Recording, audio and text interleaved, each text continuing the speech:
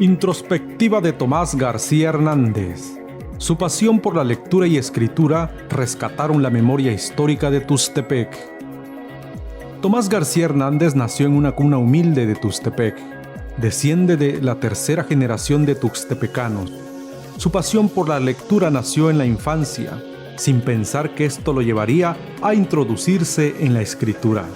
Autor de 5 libros y otros 2 próximos a salir, puso en pausa su profesión de administrador y mercadólogo para dar paso a la promoción de la cultura y las artes, produciendo y creando al lado de grandes artistas proyectos que buscan perpetuar las artes para la posteridad. Entusiasta investigador en la historia de Tuxtepec, sigue buscando indicios del pasado para traerlos al presente y dejarlos como alicientes para las próximas generaciones.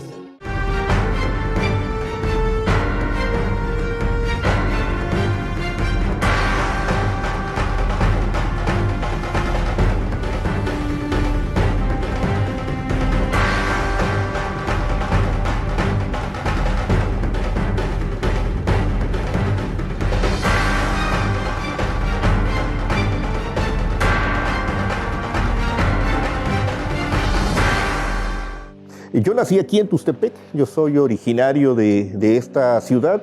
Mi familia paterna tiene 5 o 6 generaciones, desde 1880 viven en esta ciudad. Mi padre fue Desiderio García, lamentablemente él murió antes de que yo naciera, así que cuando yo nací, pues ya nací en una condición de orfandad.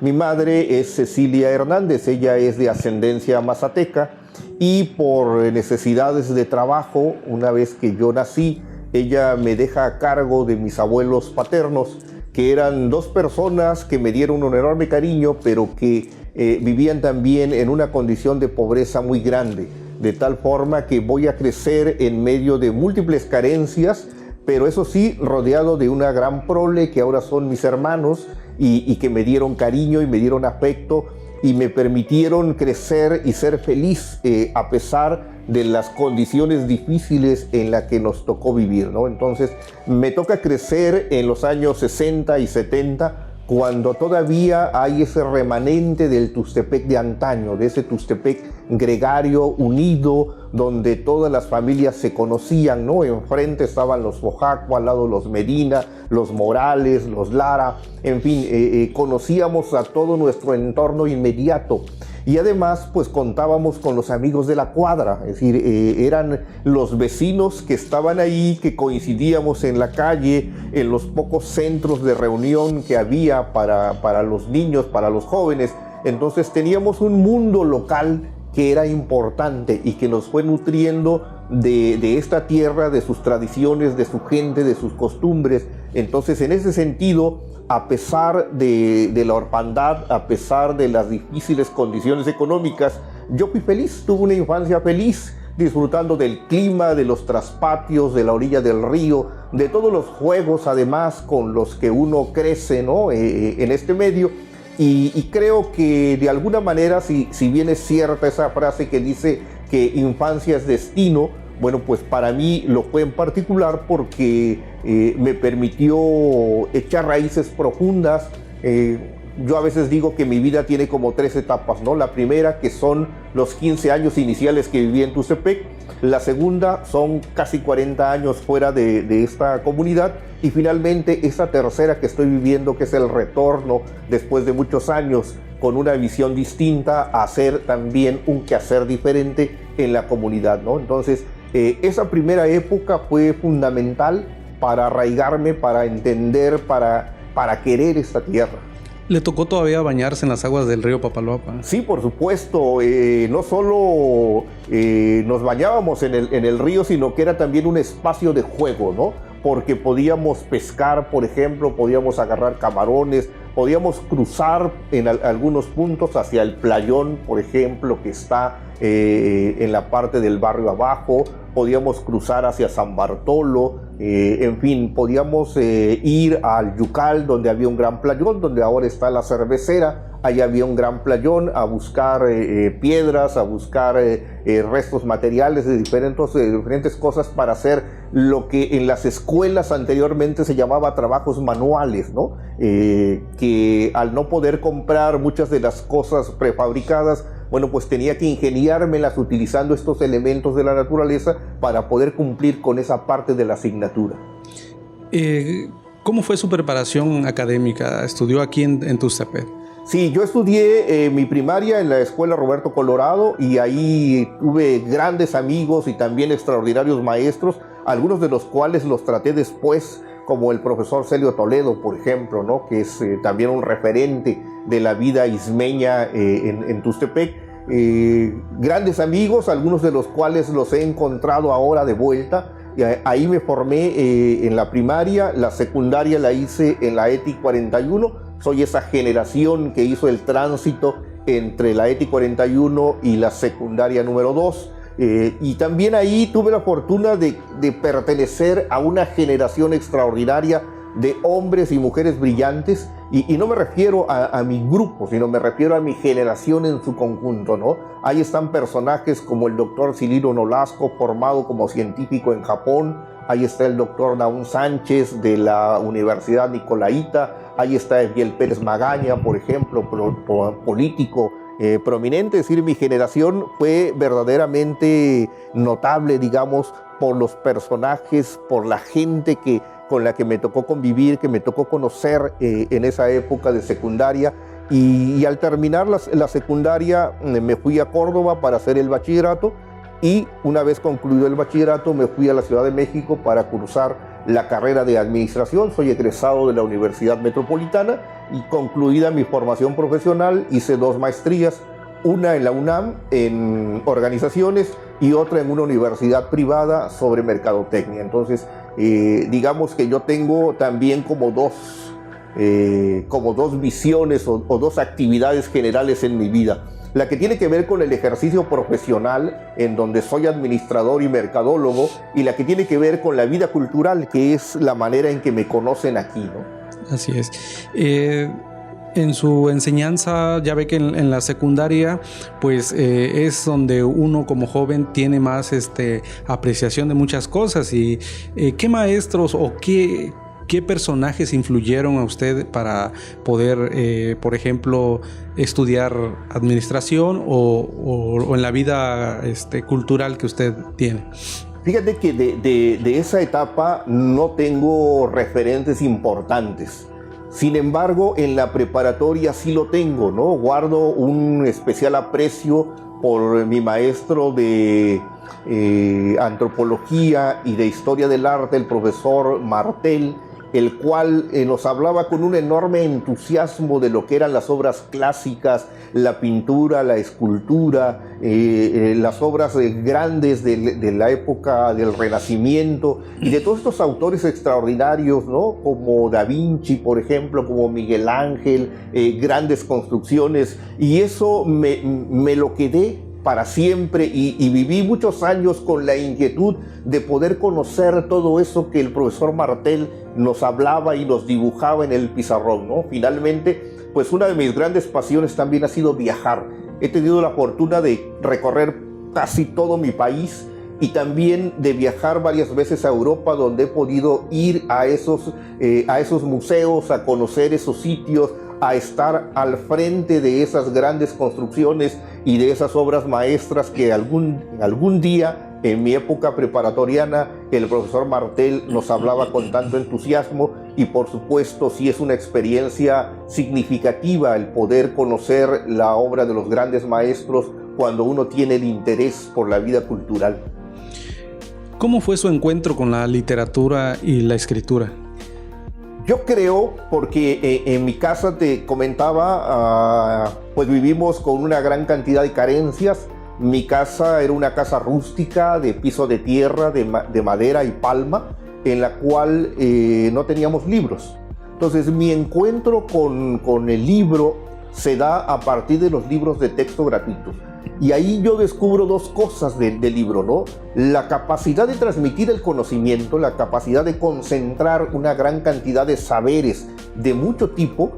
Y 2, descubro que también en los libros puedo encontrar elementos propios, elementos regionales y elementos que me van a permitir la identificación de algunos pasajes en el tema de la historia que me apasiona y me gusta mucho. En el libro de segundo año, por ejemplo, de Lengua Nacional, se habla de la inundación de Tuxtepec. Y yo me quedé con aquella idea de que en ese texto se hablaba de la inundación y lo guardé durante muchos años, ¿no? Entonces, el encuentro con la parte impresa de la letra impresa, se da, yo creo que hasta mi educación primaria, y me volví un gran lector. Yo leía todo lo que caía en mis manos sin importar la naturaleza. Lo mismo eran libros clásicos, que era el periódico, que era Casos de Alarma, que eran los famosos cuentos, ¿no? O los cómics. Todo lo que caía en mis manos era motivo de lectura. Y la verdad, leí y aprendí mucho, de tal forma que ya para mi adolescencia tenía yo una formación, digamos, literario, de conocimiento literario bastante amplia. ¿Cómo empieza usted a escribir? Bueno, creo que la idea de empezar a poner por escrito algunas de las inquietudes de la idea se da en la formación secundaria. Cuando yo estoy en la secundaria y empiezan, por ejemplo, los concursos de poesía, y entonces hay necesidad de poder escribir algunos discursos para uno mismo o para los compañeros, hacer pequeñas redacciones, participar en los concursos de cuentos. Empiezo ya a ejercitar la parte de escribir, de transmitir estas ideas que a uno le surgen y ponerlas por escrito. Aunque debo decir que la literatura no fue como que mi gran acicate. Es decir, yo nunca me imaginé formarme como literato, como poeta, como novelista o cuentista. Esa parte no era conmigo. Lo que me interesaba era poder encontrar y descubrir cosas a partir de la investigación, y entonces poder expresarlas, poder ponerlas por escrito o a través de cualquier soporte, pero poder comunicarlas. Entonces el encuentro se da ahí, ¿no? A partir de las lecturas y de las necesidades que van surgiendo, de la reinterpretación de los trabajos escolares, y me empiezo a llevarlos más allá de lo habitual, ¿no? Más allá del deber o de cumplir con una tarea específica, y mostrárselos a los demás como un trabajo mucho más amplio. ¿Cómo fue que ideó su primer libro? Bueno, fíjate, la historia es muy interesante, porque cuando yo llego a la Ciudad de México, mis compañeros me decían: oye, ¿por qué dices que eres de Oaxaca si hablas como jarocho? Y eso es algo que nos sucede a muchos, ¿no? No nos escuchamos el tono con el que hablamos, pero en toda la región pues tenemos ese acento que nos permite identificarnos como habitantes cuenqueños. Eso es manifiesto cuando yo llego a la Ciudad de México, y entonces allá empiezo a preguntarme de manera seria por qué se da esta circunstancia, por qué tengo un acento que me vincula a un aspecto cultural, cuando territorialmente yo tengo una identificación con otra región, y empiezo a tratar de encontrarle una respuesta de lo que hoy llamamos la multiculturalidad de Tuxtepec. Pero en aquel momento todavía no entrábamos en esas disertaciones, todavía no abordábamos esos temas con esta incidencia, con esta fortaleza que lo hacemos hoy. Empiezo a buscar posibles respuestas en todo el entorno cultural, y tengo la oportunidad desde la ciudad de acercarme a las grandes bibliotecas como la Biblioteca Nacional, a los fondos reservados de algunas de ellas, a los grandes archivos como el Archivo General de la Nación, y voy encontrando lo que aquí lamentablemente no había podido encontrar. No solo la respuesta a por qué somos detentadores de una cultura tan amplia que abarca una región que lo mismo está en Tabasco, en Veracruz y en Oaxaca, sino también fui encontrando muchos otros componentes más que me permitieron ir integrando ese primer volumen, ¿no? Que de ser unas cuantas páginas terminó siendo un volumen importante que se publicó en 1989. Es decir, tenemos 32 años de distancia ya de la primera edición. La segunda edición se hace en 1996. El libro resultó interesante. La primera edición se hace por suscripción pública. Es decir, acudimos a la población para poder sacarlo, y la población nos apoya en ese sentido, Pero el libro resulta interesante y entonces Culturas Populares decide hacer una segunda edición con sus recursos propios y entonces en el 96 se da esta segunda edición y finalmente en el 2019 vamos a hacer la tercera edición, eliminando todo lo que en un momento habíamos planteado como un trabajo de monografía, es decir, le quitamos ese aspecto monográfico y lo dejamos como un documento enteramente histórico porque la cantidad de información encontrada después de la parte, digamos, difícil de arrancar el texto hace 30 años, con el advenimiento de lo digital, del internet, de la colaboración con otros investigadores, se fue facilitando y hoy tenemos un volumen que se va enriqueciendo día con día. ¿Cómo fue su desarrollo profesional? Antes de entrar a toda esta cuestión literaria, usted tuvo una carrera que la ejerció. ¿Cómo se desarrolló usted en esa área? Sí, en efecto, yo te decía que ahí hay como dos variantes, ¿no? La que tiene que ver con el plano profesional y la que tiene que ver con el plano cultural. En el plano profesional yo concluyo mi carrera y prácticamente desde que llego a la Ciudad de México ingreso a trabajar en una editorial y para cuando estoy terminando 4 años después ya tengo el nivel de gerencia. Entonces empiezo a trabajar en otras editoriales. Mi vida profesional se desarrolla básicamente en el mundo editorial, en el sector de los libros, los cuales pues me habían apasionado ya desde tiempo atrás, y en la industria publicitaria. Voy a trabajar de esa manera hasta el 2006. En el 2006 decido que ya no voy a trabajar para ninguna organización y formo mi primera empresa, que es una agencia de publicidad especializada en publicidad farmacéutica. Trabajo con esa organización durante 4 años y en el 2010 voy a tener la oportunidad de cumplir uno de los sueños que traía yo ahí arrastrando durante mucho tiempo, que era tener mi propio sello editorial. Es decir, eso que aprendí a lo largo de muchos años en el sector editorial, bueno, poder desarrollarlo y entonces creo mi propio sello a través del cual pues he tenido la fortuna de publicar a una gran cantidad de autores regionales y de autores de todo el país y de alguna manera la experiencia acumulada pues colocarla al servicio de quienes en algún momento dado pues habían también traído ese deseo de que sus originales se convirtieran en un ejemplar. ¿En cuántos libros ha escrito hasta ahorita? Bueno, yo tengo 5 libros hasta este momento, ¿no? El primero de ellos es Tuxtepec ante la historia, que lo hacemos en 1989, con 2 ediciones posteriores, en el 96 y en el 2019. Después, en el 93, junto con Roger Merlín, compilamos una obra que se llama Muerte que vuelves.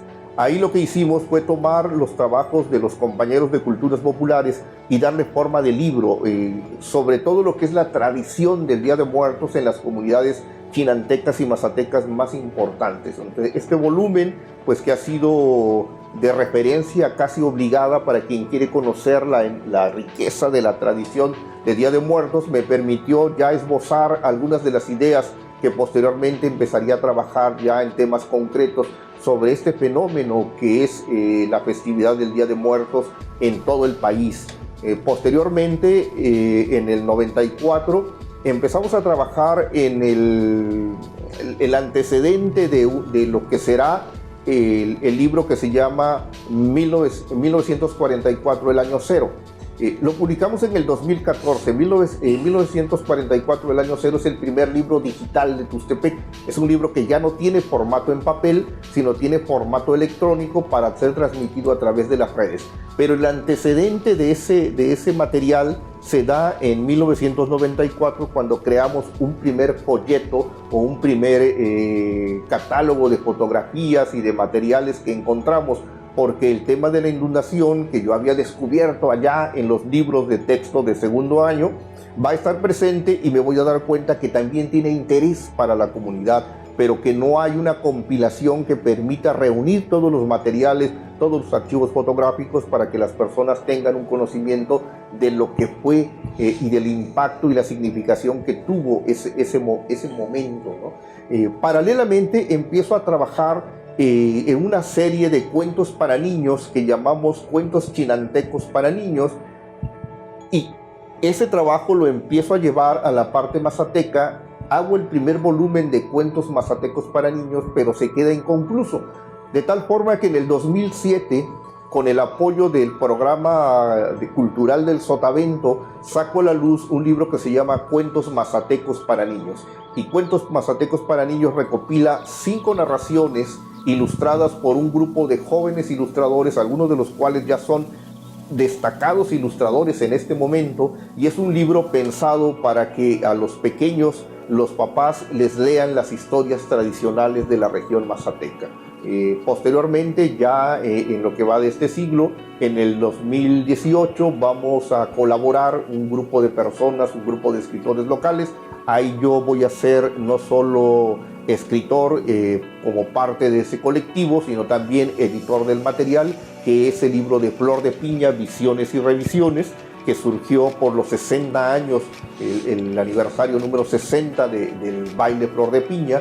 Y en el 2019 vamos a sacar el libro de Amapa, que es el primer ejercicio de microhistoria que hacemos en la región, que retoma la idea de la afrodescendencia, porque Amapa es la única comunidad afrodescendiente que tenemos en el municipio de Tuxtepec. Entonces, esos son los 5 libros que hasta el momento tengo publicados y que, bueno, pues de alguna manera han marcado mi trabajo en este tema de la historia y de la cultura local. ¿En su tintero todavía hay algunos proyectos pendientes? Sí, por supuesto, yo tengo concluidos 2 libros ya. No se han publicado por el tema de la pandemia, es decir, la pandemia restringe de manera importante la promoción editorial, porque mucho de ello requiere del contacto, requiere de la vinculación con el lector, de tal manera que, bueno, los tenemos listos. Uno de ellos es la recopilación de fotografías de la empresa México Fotográfico. Las fotografías que tienen que ver con Tuxtepec están ya compiladas, redactadas y estructuradas para sacar a la luz. Y el segundo libro, que ya está completo, que ya está armado, es el de Leyendas de Tuxtepec. Ahí recuperamos una gran cantidad de historias que están en la memoria colectiva, tanto de los grandes como de los jóvenes, y que hablan de estos referentes comunes que hemos escuchado. Lo mismo, pues algunos componentes de la cultura nacional, por ejemplo, como el caso de los chaneques o el caso de la Llorona, pero que tienen su variante local.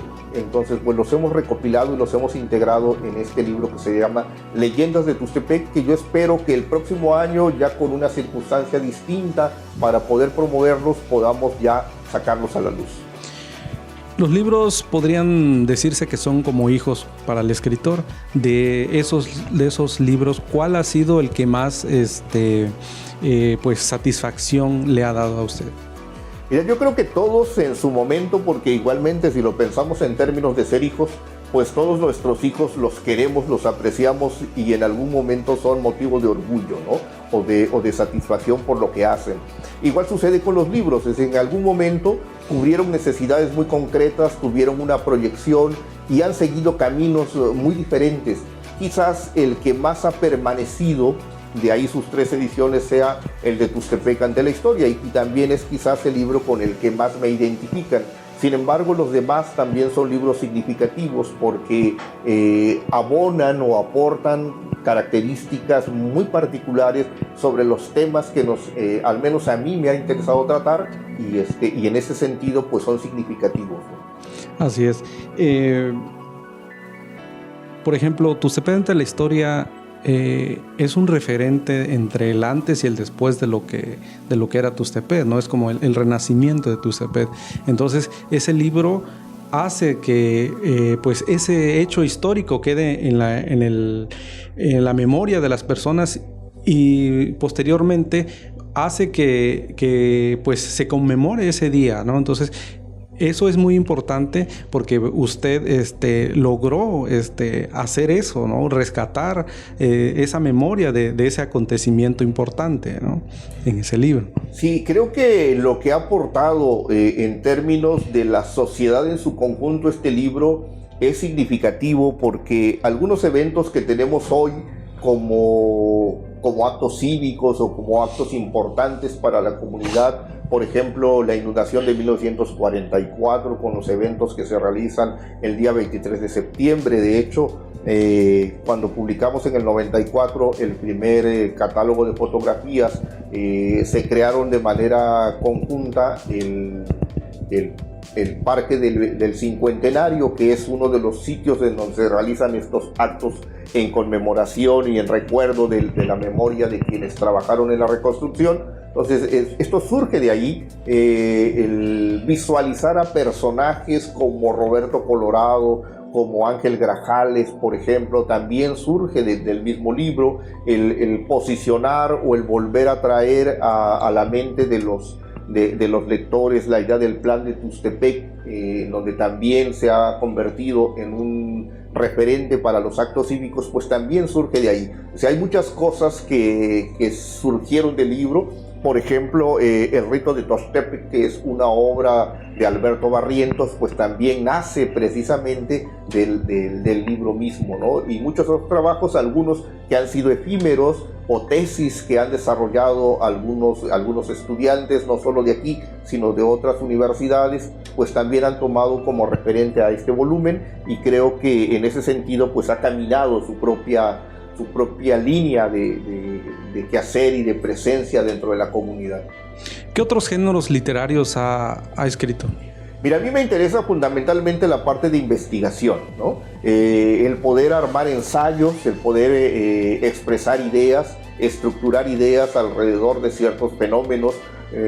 Menciono algunos, por ejemplo, la forma de hablar de nuestra región, es uno de los temas, el quehacer de algunos personajes históricos o cuando menos referentes de la comunidad, la idea de cómo surge y cómo se desarrollan estas comunidades que están alrededor de la vía del ferrocarril, en qué momento se da el auge de todas estas haciendas que se colocan ahí, que van a dar lugar, entre otras cosas, al nacimiento de lo que hoy es Loma Bonita, y así, el poder articular ideas muy estructuradas, ideas puntuales, distintas, acerca de estos fenómenos a través de un ensayo es parte de lo que me gusta.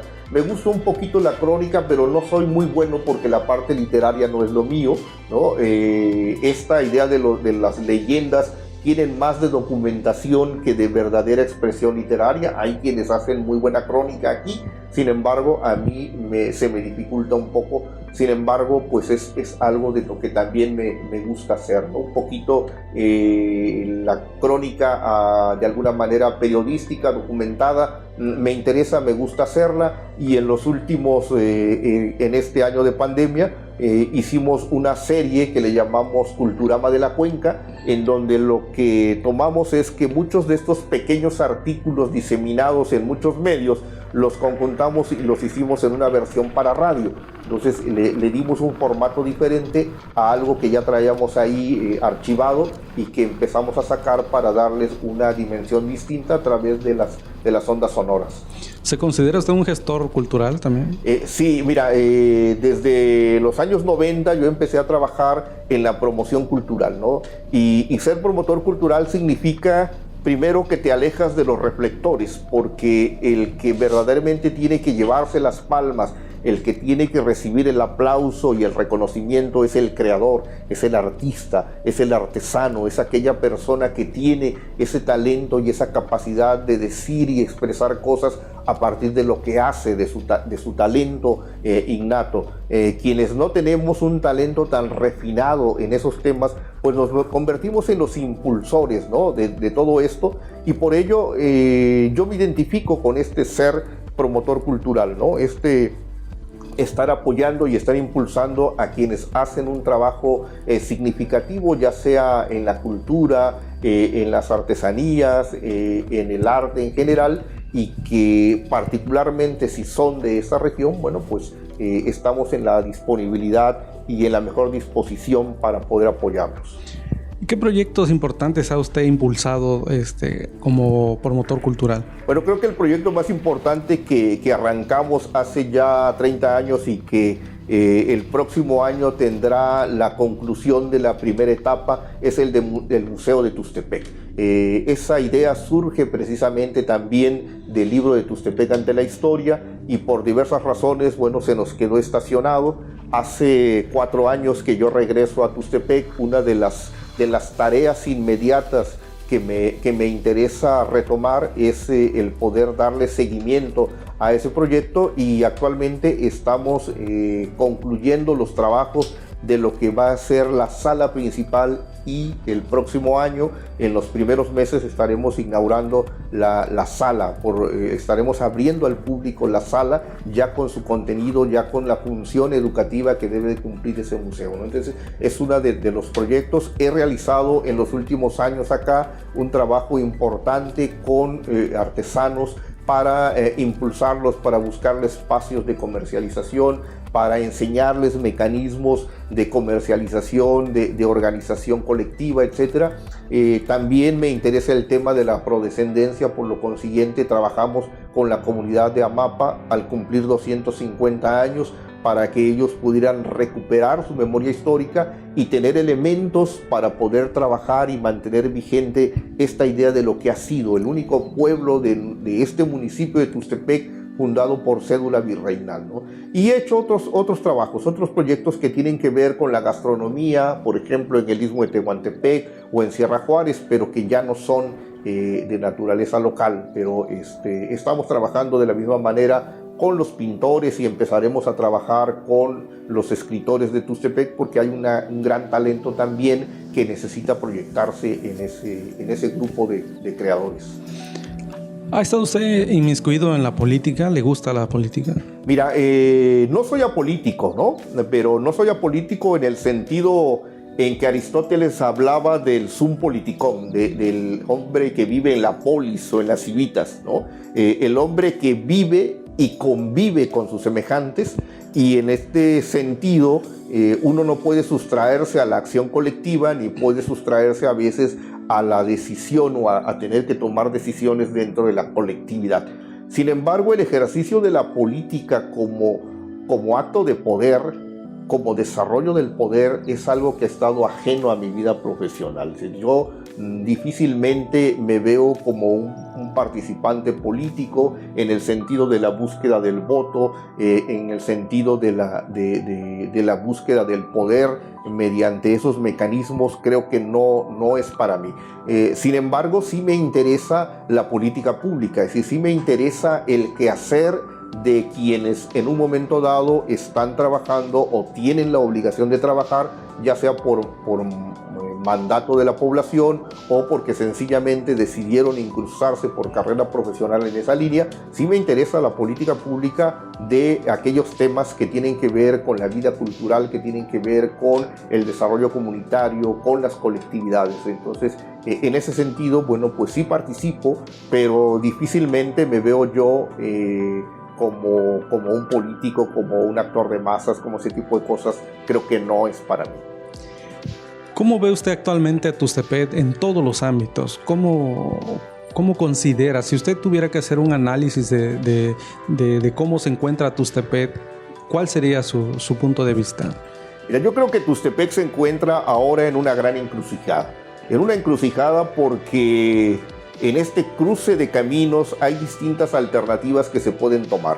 Y entonces tenemos una disyuntiva seria que seguir, porque o nos quedamos aquí estacionados en este momento de la historia y en este nivel de desarrollo y de crecimiento, o tomamos la mejor alternativa y caminamos hacia un desarrollo en todos sus sentidos. Cuando hablamos de desarrollo, no solo pensamos en que haya crecimiento económico, sino que el resultado de ese crecimiento económico pueda significar también mejores condiciones de vida, mejores servicios, mayor seguridad, mayores alternativas de empleo, tener una ciudad más limpia, una ciudad más ordenada. Creo que en este momento estamos parados en esta encrucijada, y que dependerá de nosotros poder empujar la carreta para que salga de esta situación y pueda caminar en el sentido de un desarrollo futuro inmediato, porque lo requerimos. Y ese requerirlo también significa que hay que resolver una gran cantidad de situaciones complejas que están en la ciudad y que nos afectan a los tuxtepecanos como ciudadanos, como habitantes de esta ciudad. Específicamente en el ámbito cultural, ¿cómo ha visto usted después de que regresó nuevamente a la ciudad? ¿Cómo ha visto que se desarrolla la cultura aquí en Tustepec? ¿Le dan importancia a los tustepecanos, las autoridades? ¿Hay apatía? ¿Cuál sería su análisis? Sí, bueno, cuando regreso, una de las primeras cosas que empiezo a hacer es un diagnóstico de la vida cultural de Tustepec y me doy cuenta que hay un rezago enorme, ¿no? Que tenemos, comparativamente hablando con otras ciudades en donde la vida cultural es muy activa, una brecha muy grande que es necesario empezar a cerrar. Esa brecha necesita cerrarse primero en términos de infraestructura.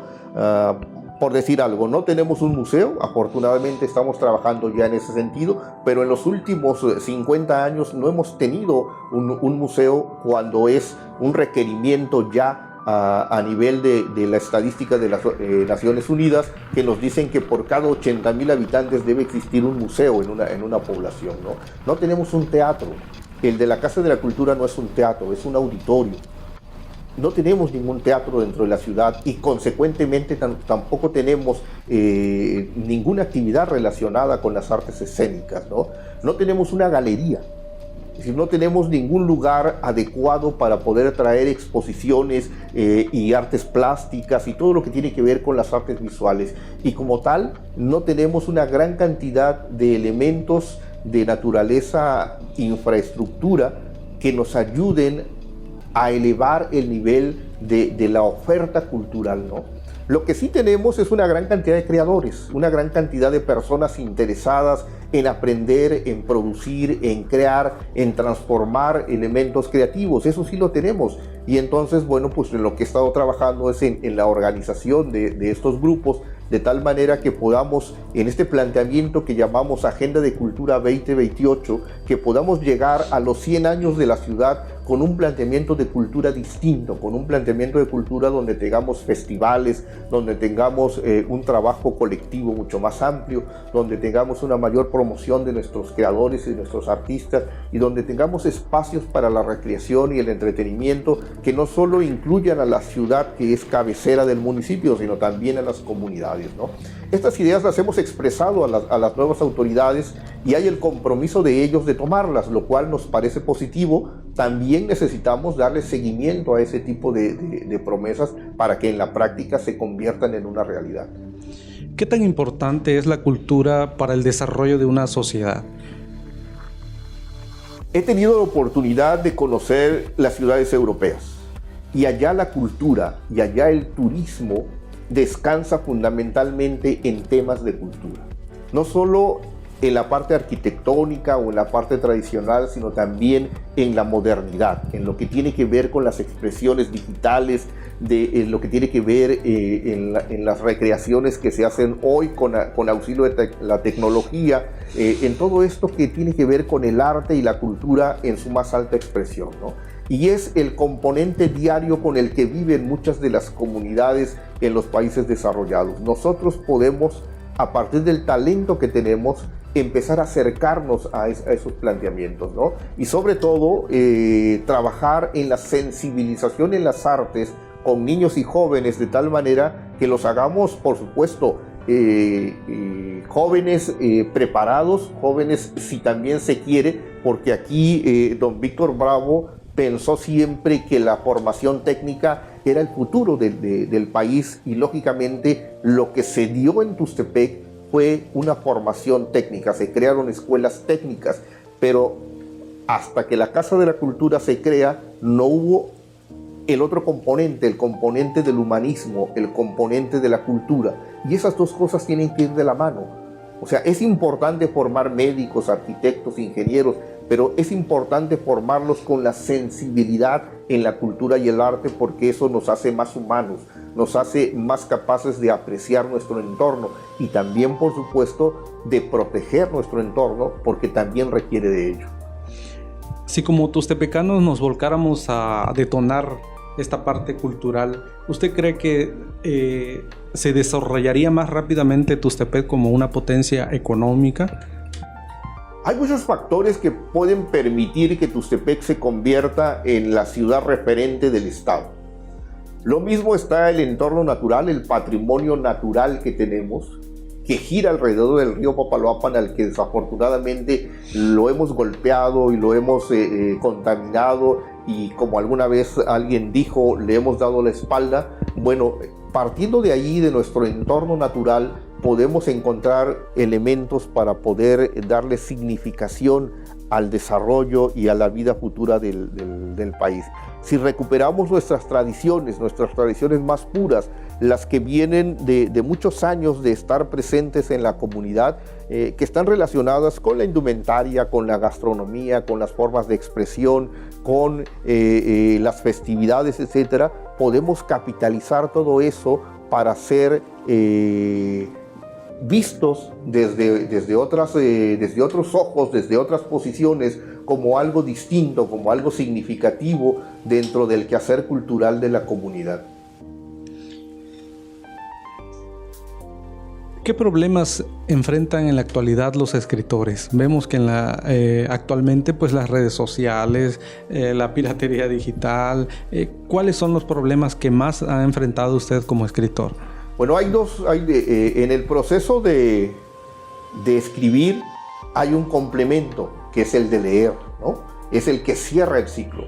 Es importante la formación y la preparación de los escritores, ¿no? A través de los talleres literarios, a través de estos esquemas o de estos concursos en los cuales se permite que un autor nuevo pueda finalmente ver su obra publicada. Es importante esa formación y ese trabajo, pero también es importante el complemento, el trabajo en la animación a la lectura, el trabajo de los mediadores de lectura que permiten que el consumidor de esa obra se encuentre con la obra producida, porque de lo contrario vamos a tener autores que en muchos de los casos, a través de la autoedición, son capaces de sacar sus publicaciones a la luz, pero no tienen lectores.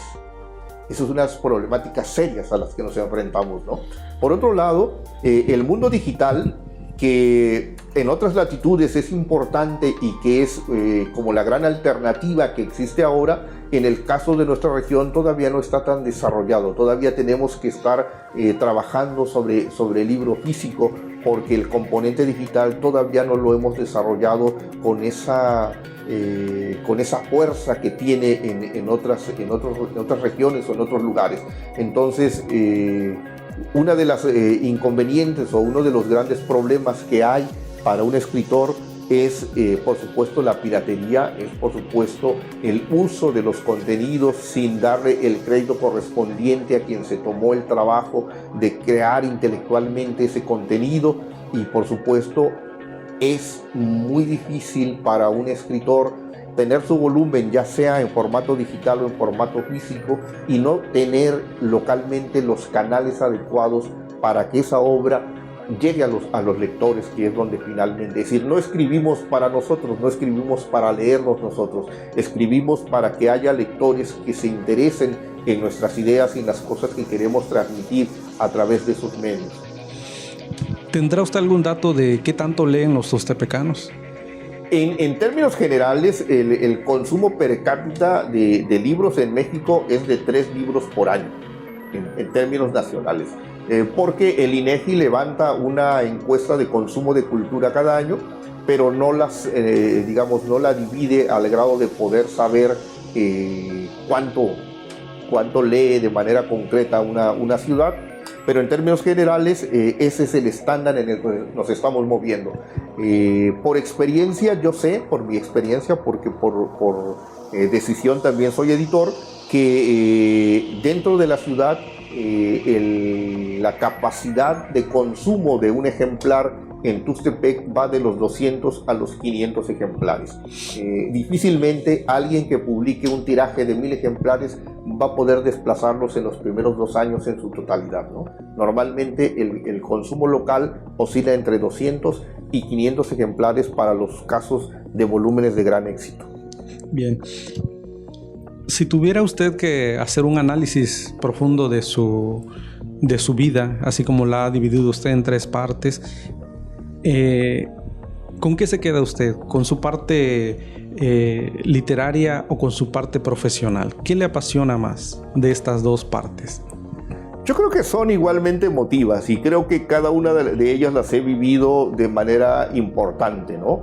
Ahora estoy en esta etapa en donde se me visualiza como un promotor cultural, como un agente que trabaja con artistas, con creadores, que se me percibe también como un historiador, aun cuando no lo soy, es decir, yo no soy más que un aficionado a estos temas y difícilmente también las personas me ven como el profesional que en la Ciudad de México desarrollaba una actividad de determinada naturaleza técnica, ¿no? Entonces, pero tengo la posibilidad de pasar o de oscilar entre una y otra. Ahora, en esta actividad que estoy haciendo, me satisface, me tiene a gusto. He decidido estar más tiempo en Tuxtepec. Yo originalmente venía por 1 año, ya pasaron 4 y seguramente voy a seguir un tiempo más por acá, porque hay, por supuesto, varias tareas por enfrentar, porque hay varias cosas por hacer en esta actividad, en este quehacer cultural y en este quehacer de trabajo con los compañeros que tienen el talento para crear cosas, ¿no? Creo que por aquí hay mucho que hacer todavía, pero por supuesto también si uno no ejerce su profesión, si uno no regresa a esa alma mater, a ese quehacer técnico, también se oxida, también se le olvidan las cosas, ¿no? Entonces en algún momento pues surgirá la necesidad de volver a convertirme en el administrador o el mercadólogo. Probablemente no pueda hacerlo aquí, pero tendré entonces que buscar alguna alternativa donde poder ejercer todo eso que aprendí, que me costó además la formación y que ahora pues sencillamente lo he guardado y estoy haciendo esta función de promoción cultural. Fuera de estas dos actividades que lo apasionan, ¿qué más le falta a Tomás García por hacer? ¿Qué más me falta? Es una buena pregunta. A veces yo me respondo que ya he hecho casi todo lo que una persona puede decidir que quiere hacer en la vida, ¿no? Desde el punto de vista personal, tener una familia, tener una casa, tener satisfactores materiales, viajar no solo por el país, viajar por el mundo, escribir, plantar árboles, en fin, muchas de las cosas que en el terreno profesional y en el terreno personal he podido hacer, creo que son pues las grandes cosas que un hombre decide que tiene que hacer en la vida, y mucho de eso ya lo he hecho afortunadamente a muy buena edad. Es decir, a muy buena edad tuve a mis hijos con la posibilidad de verlos convertirse en profesionistas y que hagan su vida personal de manera independiente. A muy buena edad he regresado para poder seguir trabajando acá. Entonces creo que mucho de lo que en el tema personal uno quiere hacer lo he cumplido ya. Entonces es hora de reinventarme, ¿no? De empezar a pensar en nuevas cosas, en nuevos retos, en nuevos planteamientos que necesariamente tendrán que surgir de aquí, del entorno, de este lugar en donde vivo, porque finalmente eres de donde vives. Y ahora yo estoy viviendo aquí y pienso como tuxtepecano y pienso como habitante de esta ciudad, y los problemas de la ciudad son también mis problemas, y las inquietudes y los deseos de transformación también son los míos, ¿no? Entonces los nuevos proyectos tendrán que surgir necesariamente de este entorno, tanto en lo personal como en lo profesional, como en el futuro inmediato. Creo que las cosas por hacer están por ahora en esta ciudad. Maestro, usted, por lo que ha hecho, usted ya prácticamente tiene pues ganada su lugar en la historia de Tuxtepec. ¿Cómo le gustaría que lo recordaran? Esa es una buena pregunta, porque no creo que tenga yo un sitio ganado, ¿no? A mí me gustaría quizás que algún día, dentro de 50 años o 100 años, porque eso me pasó a mí, ¿no? Hace mucho tiempo, un buen día de repente llegué a algún lugar y entonces encontré un texto, ¿no? Y ese texto hablaba de un personaje que había vivido a principios del siglo XX y que había publicado un pequeño libro llamado Apuntes de las tribus chinantecas y mazatecas, y él fue el profesor Mariano Espinosa, que publicó en 1910. Un día me lo encuentro y encuentro muchas cosas alrededor de esa publicación, ¿no? Pero sobre todo encuentro que 100 años atrás a alguien le interesaban las mismas cosas que a mí me interesaban, ¿no? Entonces, lo que yo pienso a futuro es que seguramente en algún tiempo, no sé cuánto, 20, 50, 100 años, alguien más se encontrará con lo poco o mucho que yo he podido hacer y entonces va a despertarse ese mismo interés por cubrir ese vacío que yo deje desde el momento en que ya no pueda hacerlo hasta el momento en que esa persona encuentre o redescubra ese trabajo que realizamos ahora, ¿no? Entonces, creo que ese será el recuerdo más importante que pueda haber. Yo le he pedido a mi familia, le he pedido que no haya tumbas, que no haya placas, que no haya, yo soy reacio a los reconocimientos, no me interesan, no trabajo por ellos, he rechazado muchos de los que me han ofrecido. Te confieso, el único diploma que cuelga en tu casa, en una pared en donde vivo, es un diploma que me dieron en primero de primaria. Para mí ese es el diploma más valioso que tengo, ¿no? No hay títulos colgados, no hay reconocimientos, no hay premios porque no me interesan, porque no hago el trabajo por ello, ¿no? Es decir, no busco ni el elogio falso, ni que le pongan mi nombre a ningún lugar. Ese tipo de cosas no van conmigo. Lo que me interesa es lo que yo puedo trabajar ahora con la gente, con las personas, con los jóvenes, y que ese trabajo algún día pueda ser valorado por alguien, no solo que le interese leerlo, no solo que le interese tenerlo, o no solo que le interese decir, oye, ¿cómo hicieron todas estas? Porque no soy yo solo, o sea, no he hecho todas esas cosas solo, ha habido siempre personas conmigo que han estado trabajando de la mano. ¿Cómo pudieron hacerlo? No solo en el reflexionar cómo lo hicieron, sino también en interesarse por seguirlo haciendo. Porque ojalá tuviéramos muchos artistas, muchos escritores, muchos antropólogos, muchos arqueólogos, mucha gente trabajando en Tuxtepec por estos temas, porque de verdad aquí hay mucho por trabajar. Para despedirnos, díganos una frase. Una frase, mira, una frase que me gusta y que la había colocado al inicio del libro de Tuxtepec, que dice que el desconocimiento del presente nace necesariamente del desconocimiento del pasado, pero que no podemos pretender conocer el pasado si no conocemos el presente, porque la historia es eso, es un elemento dialéctico, es un componente que parte del presente, de la realidad, del explicarnos lo que somos ahora y reconocer en el pasado cómo hemos llegado a esta situación, a este momento. Poder encontrar las explicaciones de por qué somos así, por qué nuestro entorno está en esas condiciones, qué se hizo y qué se dejó de hacer para llegar a este momento, ¿no?